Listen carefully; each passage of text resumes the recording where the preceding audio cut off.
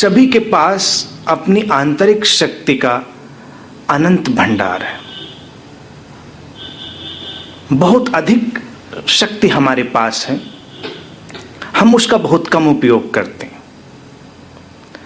सामान्य व्यक्ति तो 2-3-4% उपयोग करता है उसका।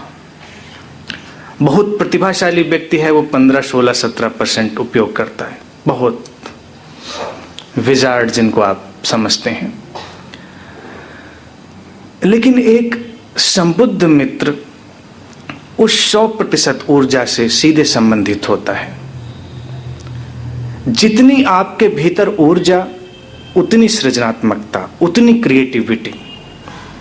जीवन में अगर सृजनात्मकता की कमी है, क्रिएटिविटी की, तो इतना तय है कि आपके पास ऊर्जा का अभाव है।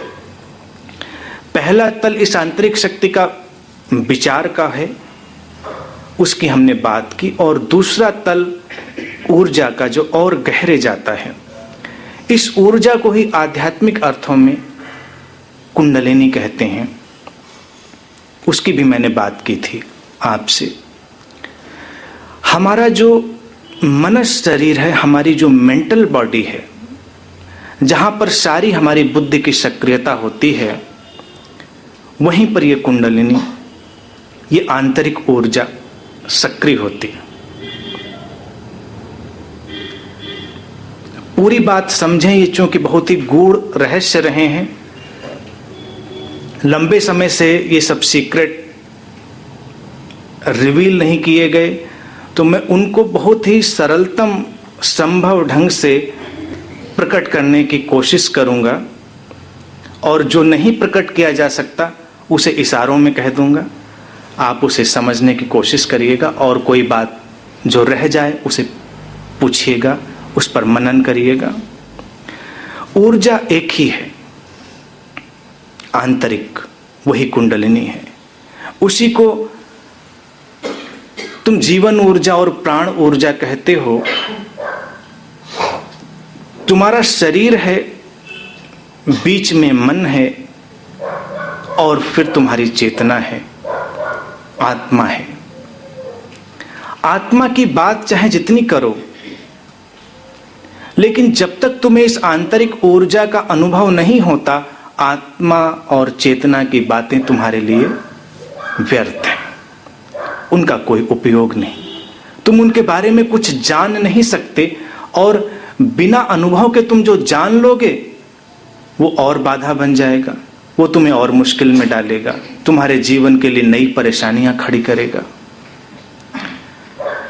बीच में ये शक्ति सक्रिय होती है। अब अगर ये शक्ति इंट्रोवर्ट हो जाए, अंतर्मुखी हो जाए, इनवर्ड हो जाए, तो कुंडलिनी जागरण घटता है। और अगर यही शक्ति बाहर की ओर उन्मुख हो जाए, एक्सट्रोवर्ट हो जाए, तो शरीर की ओर लौटती है, तो तुम्हें काम का अनुभव होता है। शरीर की यात्रा तुम्हारी डिजायर्स और पैशंस की यात्रा है, वासनाओं की यात्रा है। तो ऊर्जा जब शरीर की ओर दौड़ने लगती है, तो तुम्हारी बहुत सारी वासनाएं सक्रिय हो जाती। जब ये ऊर्जा भीतर की ओर मुड़ जाती है, तो बहुत सारी वासनाएं एकदम से शिथिल पड़ जाती हैं, छूट जाती हैं, उनकी ओर तुम्हारा ध्यान ही नहीं जाता। तुम उनसे मुक्त होने लगते हो। अब अगर कोई अपनी इच्छाओं और अपनी वासनाओं से मुक्त होने का प्रयास कर रहा है और इस ऊर्जा की गति को अंतर्मुखी नहीं कर पा रहा है, तो उसके अंदर एक बहुत बड़ा कॉन्फ्लिक्ट और फ्रस्ट्रेशन क्रिएट हो जाएगा, बहुत आत्मसंघर्ष, अंतर्द्वंद पैदा हो जाएगा। क्योंकि ये ऊर्जा की यात्रा है। पहला तल विचार का था, हमने उस पर विस्तार से बात की, और विचार और इस ऊर्जा के अंतर्मुखी होने का एक गहरा अंतर संबंध है। उसे तुम अनुभव कर सकते हो अपने जीवन में। ऊर्जा के कई केंद्र अनुभव में आए हैं जिन्हें हमने योग और तंत्र में वर्णित किया है, लेकिन केवल एक केंद्र, तुम्हारा बेसिक सेंटर, तुम्हारा मूलाधार, उसी को प्रकृति ने सक्रिय कर रखा है। वो नेचुरली एक्टिव है, प्राकृतिक रूप से सक्रिय है, इसीलिए उसका अनुभव सभी को होता है। उससे ऊपर जब यात्रा करनी होती है तो तुम्हें कुछ करना होता है, तुम्हें उस ऊर्जा को, उस शक्ति को गति देनी पड़ती है। अब विचार और अपने इस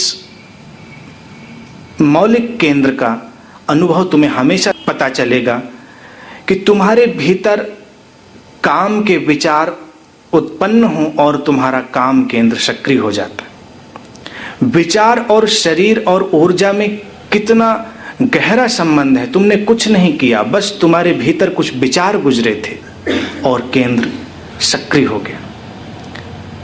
इसका तात्पर्य यह है, इसका अर्थ यह है कि विचार की जो धारा है उसका तुम्हारे आंतरिक केंद्रों से बड़ा गहरा संबंध है, और तुम कैसे विचार कर रहे हो उससे तुम्हारे आंतरिक केंद्र और ऊर्जा की गतियां प्रभावित होंगी। इसीलिए पहली बात हमने पहले की कि साधना और ऊर्जा के ऊपर काम तब तक व्यर्थ है जब तक तुम अपने विचारों को नियोजित करना, चैनलाइज्ड करना ना सीख लो। अगर तुम्हारे विचार बिखरे बिखरे हैं तो तुम्हारी ऊर्जा भी बिखरी बिखरी होगी। तुम्हारे विचारों में अगर एक अराजकता है, एक केयास है, तो फिर तुम कैसे कल्पना कर सकते हो कि तुम्हारी ऊर्जा में संतुलन होगा। तो पहला काम कि अपने विचारों के केयास को एक आर्डर देना, उनको एक संतुलन देना। फिर तुम देखोगे कि हर केंद्र का अपना एक अलग विचार है। प्रकृति चूंकि जीवन को चलाए रखना चाहती है, इसीलिए उसने तुम्हारे इस मौलिक केंद्र को सक्रिय किया। आगे यात्रा फिर बड़ी है, उसके लिए तुम्हें ध्यान की आवश्यकता है, उसके लिए तुम्हें गहरी सजगता और गहरी समझ की आवश्यकता है।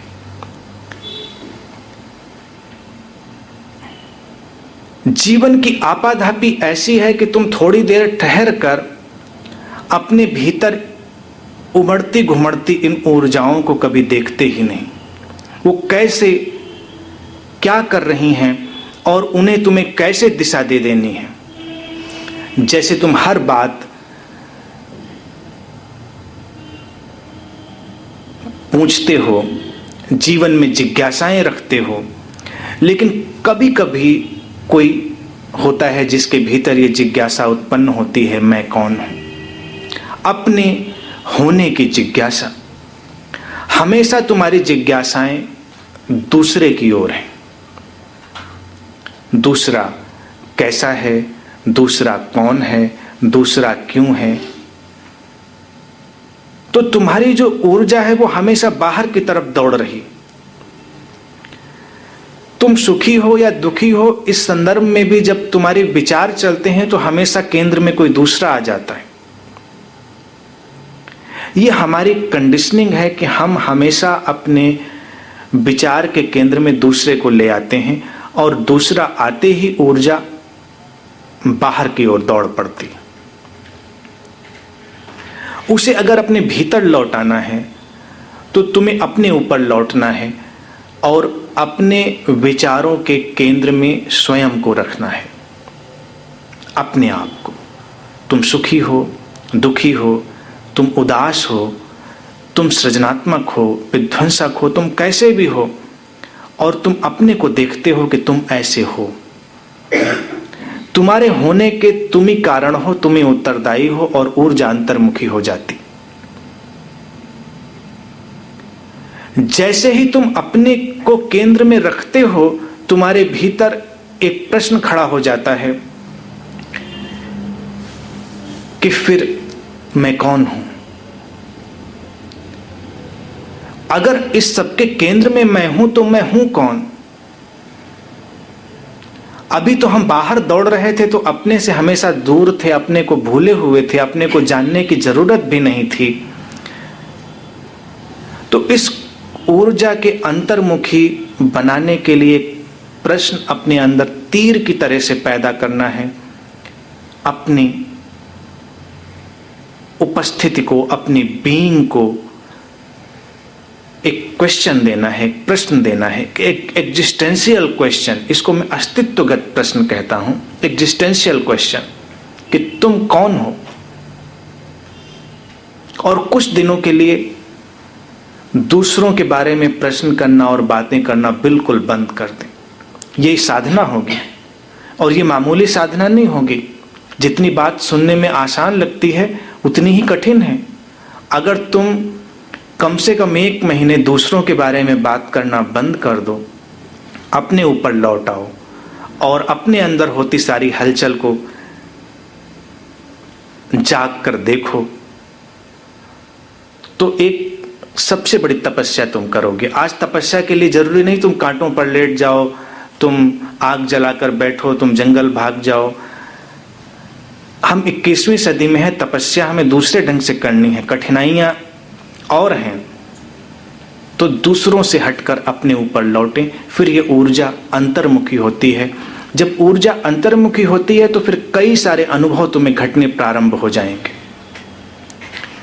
वो ऊर्जा जब अंतर्मुखी होगी तो उसकी कई आंतरिक केंद्रों पर चोट पड़ेगी और कई नए नए अनुभव तुम्हारे सामने घटेंगे। तुम्हारे लिए एक नया अतीन्द्रिय जगत खुल जाएगा, एक नया एक्स्ट्रा सेंसरी वर्ल्ड। अभी तुम अपनी इंद्रियों के सीमित जगत में जीते हो। अब हम देखते हैं सबको तो हम मान के चलते हैं जैसे हम महसूस कर रहे हैं वैसे ही दूसरा भी महसूस कर रहा होगा, और हमारे सारे संघर्ष का ये कारण भी है। कई बार जो तुम महसूस कर रहे हो दूसरा वो महसूस ही नहीं कर रहा है और तुम उलझे हुए हो। तुम दूसरे से झगड़ा करने पर उतारू हो, लेकिन तुम जरा ये पड़ताल भी करो कि तुम अपनी इंद्रियों के माध्यम से जिस अनुभव से गुजर रहे हो, क्या दूसरा भी वैसा अनुभव कर पा रहा है? ये आवश्यक नहीं।